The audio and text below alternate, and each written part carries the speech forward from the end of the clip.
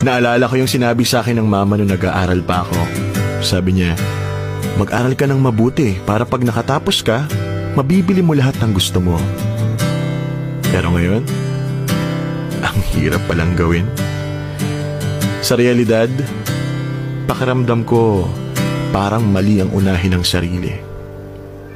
Hindi ganun kadali. Lalo na ngayon na hindi na halos nagtatrabaho ang parents ko.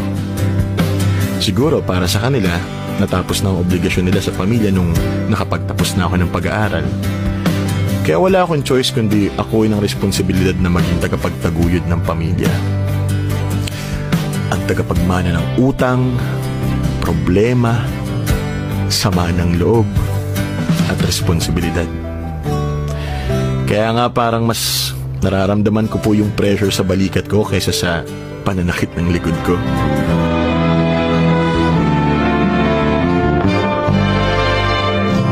Malayo ba